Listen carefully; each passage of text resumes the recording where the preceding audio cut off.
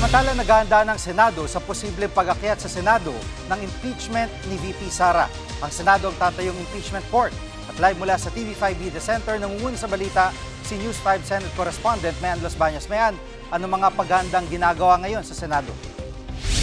Chigi, mismong si Senate President Tito Soto ang nagsabi na nag-uusap na sila ng mga miyembro ng majority bloc ng Senado kaugnay pa rin nga sa posibleng pag-akyat ng articles of impeachment laban kay Vice President Sara Duterte dito sa Senado. Sakaling mangyari kasi yan, tatayong Senator Judge ang mga senador. Kaya naman nagpatawag na ng isang simpleng dinner si Senate President Soto para mapag-usapan daw ano ang expectations ng mga kapwa senador oras sa tumayo silang Senator Judge dyan sa impeachment trial na yan.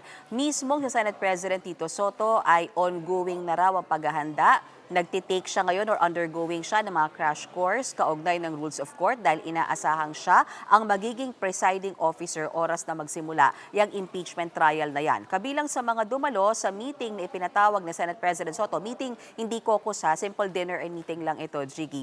Ilan sa mga dumalo sa Senate President pro tempore Ping Lacson, Senator Swen Gatchalian, Senator G.V. Ejercito at ayon sa kanila kabilang sa mga napag-usapan, yung kanilang pakikipag-usap din, paghingi nga ng advice mula sa mga legal luminaries, dating justices ng Supreme Court para talagang brief sila sa mangyayari at ano yung mga rules of court na talagang i-observe dyan sa impeachment trial na yan.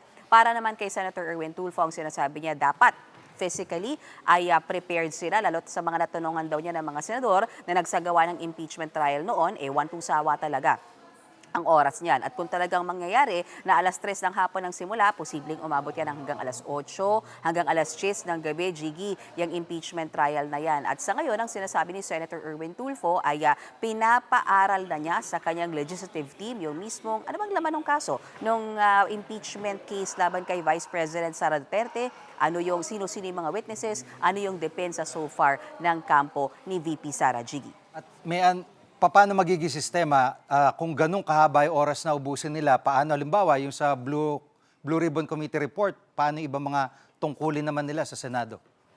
Buti na tanong mo yan, Jiggy, kasi naglatag ng suggestion ni Senate President pro tempore Ping Lacson na kung pwede, ang gagawin nila pag talagang andyan na, naiakyat ng articles of impeachment at magsasagawa ng hearing at ng impeachment trial ng Senado, Monday, Wednesday, Friday ang impeachment trial, alas 3 ng hapon onwards. And then Tuesday, Thursday ang session ng Senado. And then all the mornings from Monday to Friday ay bukas para magsagawa ng committee hearings. Ang sinasabi ni Senator Lacson bilang isa sa mga leader ng Senado, hindi nila pwedeng pabayaan yung kanilang legislative work kahit pa meron silang malaking impeachment trial na kinakaharap. So mahalaga, mabalanse yung kanilang schedule that while they are doing their role as a senator judge sa impeachment trial ay nagagawa din nila yung kanilang legislative role sa paggawa ng mga batas. Mainam din daw, sabi ni Senator Lacson, hindi araw-araw ang impeachment trial, kaya nga MWF lang, para mabigyan din daw ng sapat na oras sa mga senator judge na mag-review, aralin yung mga nangyayari sa kada trial para sa kada salang nila ay handa rin naman sila pakinggan at magtanong kung may mga clarification sila sa mismong trial na yan, Jiggy. At gaya nila, magiging punong-puno pa lang schedule mo dyan sa Senado, Mayan. At ito nga, mayroong nakabinbin na petensyon sa Supreme Court si VP Sara, yung kanyang kampo, para harangin tong impeachment. Paano yung mga kalyado niyang senador? Tingin mo ba ay harangin tong trial? So far, wala tayong naririnig mula sa minority bloc kung meron ba silang plano.